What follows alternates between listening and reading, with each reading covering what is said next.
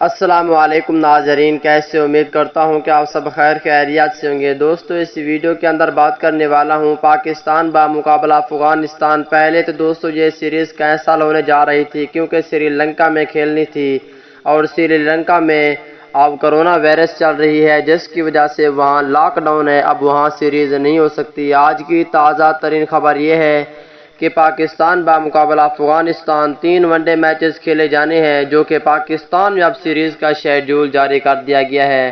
اب تینوں میچز پاکستان میں ہوں گے کیونکہ دوستو پاکستان کرکٹ بورڈ نے ویزے بھی جاری کر دیے ہیں افغان کرکٹ بورڈ کو، اور افغانستان کے ساتھ سیریز پاکستان میں ہوں گی۔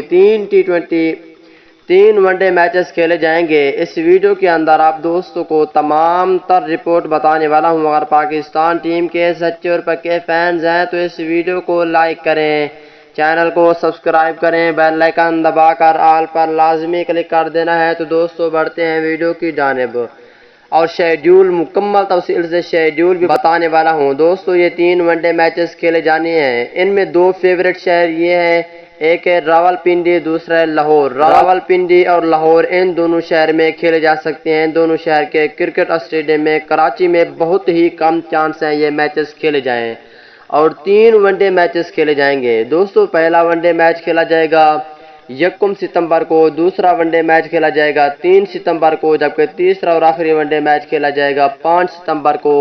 ٹوٹل 3 ون ڈے میچز کھیلے جائیں گے، اور total 3 one day match Pakistan میں کھیلے جائیں گے۔ پاکستان فینز کے لیے سب سے بڑی خوشخبری تھی یہ۔